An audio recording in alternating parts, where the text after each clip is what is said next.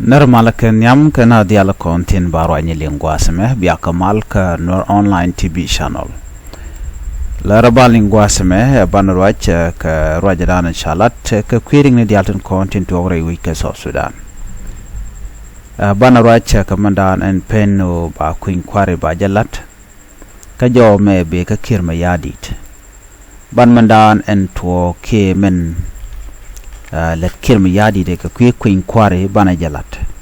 ko Kiir ma yadit gore jeno bene dial ba ka gagrar re kuëny kware ajen bu kuëny kware jen bi lat karwadamo jome gore liang along ano ko en Kiir ma yadit ya gore jeno bi South Sudan ba tagamal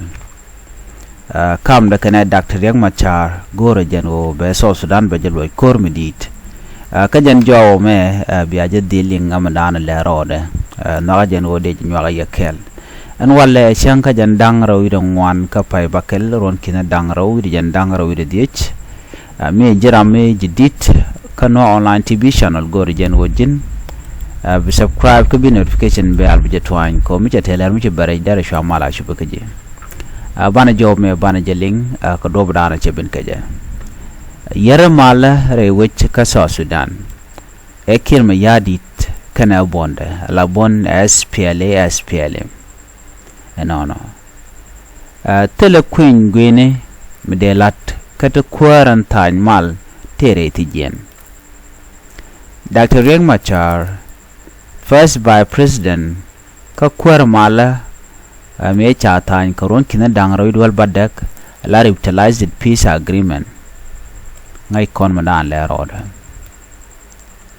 Dr. riek machar is the first vice president of South Sudan under the 2018 revitalized peace agreement. His continued arrest is a direct violation of the agreement with guarantees yen Dr. riek machar jene bier ka ngote konte chatanya la ngot ron kina dangro wi wal badak ko jen tan malo ku kujamo de Dr. riek machar de chwonde de jadil kame ano yan ka Dr. riek machar no gwaseme ban yanga jenu nene mi chaje yen nyu de jen go cha mal chaje ya an mal mu gor ka jen go beben kwardial ka bon dialon konten gwasemo baka kamlwar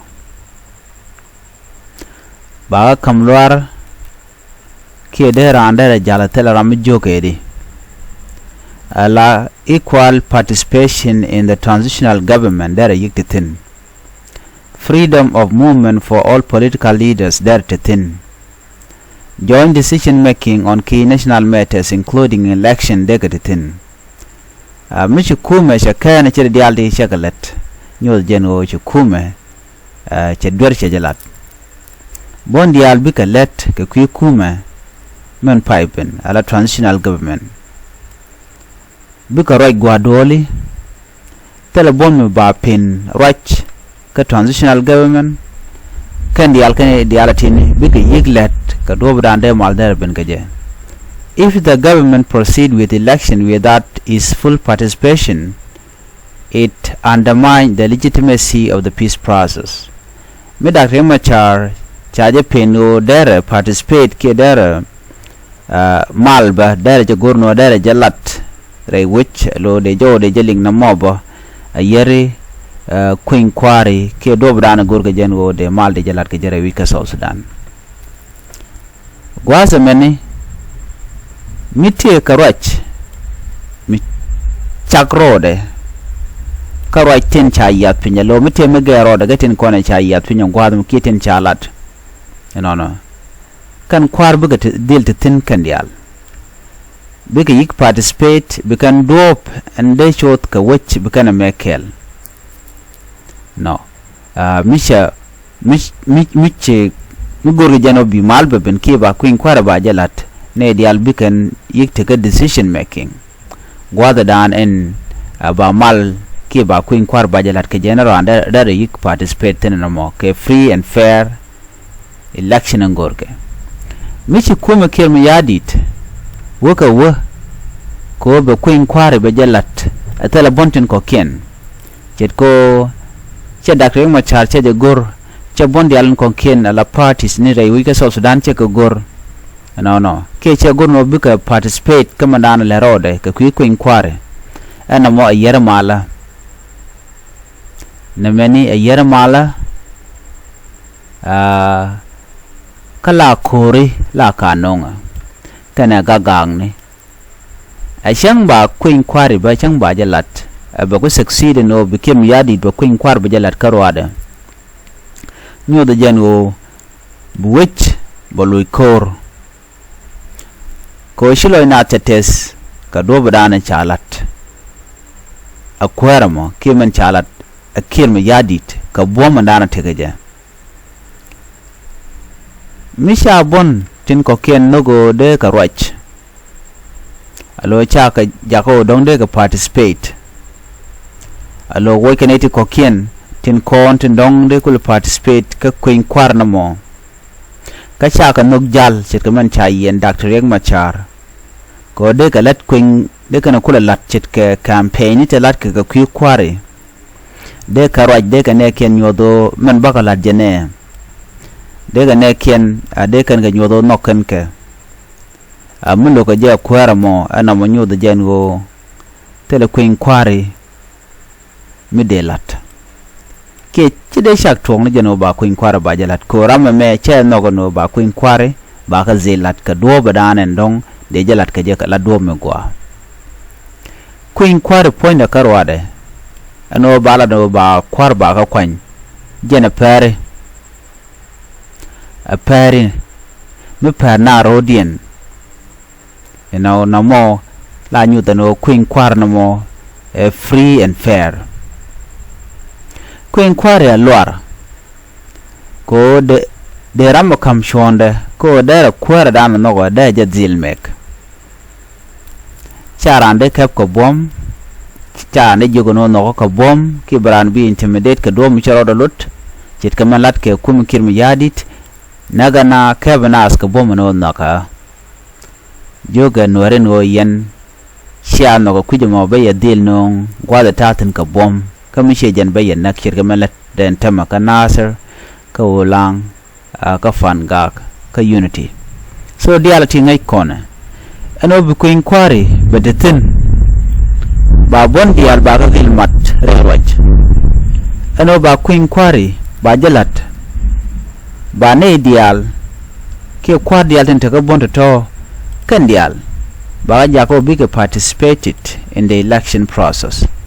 no bi ka George Gwadwoli Gwadrwaini no ka national level ka na international level national level chirami muraina gwaznetin kontin raina tin within the country me international level ki international observers gwada dan una dolten kanetin gold to win ko ken bine di alta bi participating ki dorkel ki bonkel ba no go bi participate on kan di albu yi participate no momedten ko ba mal ba kula jato wano Dr. Riek Machara's arrest and the restriction of opposition leaders suggest the political space is shrinking, making any planned 2026 election appear rigged or one-sided. Yen Dr. Riek Machar gwasame kana pendo dara let kana pen ke siasi ne dial pen ko de kan right de kan man gwa ndande lat de kan nyot ke de ga ne ken jako de ga kwanye ken de kan nyodo bine na makana bine lat no wana mone yara malka ka kuma Kiir Mayadit nyodo jango kuëny kware baja kwala Kiir Mayadit ko cabinet ka bom ram wi lok bajanna ki baja yen chekto ma chalat ka Dr. Riek Machar ka jaga kuëny kware karon kina dangro jan dangro bakel ko chaja bilat agwa dundo bereide bate kariyam ke bana buka liuten ka do badan en lel Kiir Mayadit de kaja enor palke Dr. Riek Machar o charge mare tin kona latke ne me nyu the geno a violation of 2018 peace agreement e dan e chalat ano bank je jor ano cha Dr. Machar ano charge luny ka charge jako jen baro de chung ka kuëny kwari nyu the geno ba kurmi did ba jenong kam jane kana Nuer na me kel mangaike abukor baloiten kam de ni Carodian, the SS PDF, South Sudan People Defense Force, Canadian, South Sudan People Liberation Army, IO, in opposition, Bukor mo bawe jakalong. Mo Kiir mayadi ngot kami, ledeno, ki lede mishet kanamo. Ba lwake leo baja kat, ala lwaka dana tupke, ala ji humanitarian baja watch, ka ba South Sudan baja sanction, a international community namabo ba mijek ba janong rewi ka South Sudan ba shod midit ba janong ko most of the fund buka ka international community ka log den ka ku South Sudan bana bu chu jalong ka ba shod midit ba janong rewi ka South Sudan kelo ajan ku yana nena tama ko aje pressure a international community jogo jano jen aloin Dr. Machar ko bi malba to wano mu gor ka jeno bi malba to tin kamalmo bala malme gwa take duom be kirmi yadi dalat take tibalat and point de kirmi yadi ba titidze lat kirmi yadit akan kuëny kwari karon kina dangro jandang ro ba kala kana ne chop menyam Dr. Riek Machar baje deluny Machar must be released immediately and allowed to operate freely bajalun ka pet ko ba jala lor rewde bu bondial dil mat kakel ka kuëny kware chabia partial participation ne dial ba ka ba yiga inclusive manana balat ba ne dial ba jako bi participate re ngona toto kire kuëny kware ba ngot ba ka tuka gwara ala permanent constitution must be completed mugoro jeno kuëny kware batwo ba de nizil madgwa kel integration of forces ke security arrangement under the peace agreement like unified force ke national army ba yiglat gwaskel and this must be penalized merdin gwasame ba ne dial ba del kamrach mlor buram moment lade ko de jor de jeling ba ja kame baraja lor ta terami yen ran ke terame perano dararwach dob me jen dob dan ba kuëny kware ba je kulalat ke je mekan kuma kirmi yadid mekan de chitkiti kana kan go ba ga lare wi ka South Sudan tele dob mi bi malba ben ke je especially at this moment gorga jeno Dr. Machar ba je yikamrar nono kirmi yadit ka ba tindi ala kontin gorke Dr. Machar ba ga di laslet jen dob ran bi malba ben ke je mu ngot kam yena Dr. Machar ka jeno la jeno te ka kuëny kware mtuok chetam jandan let kana kan jang so balari ka long aname ka kuma South Sudan janjo dan gore jeno de nyo ya kel en biate ka mal ban yo jigale den bye bye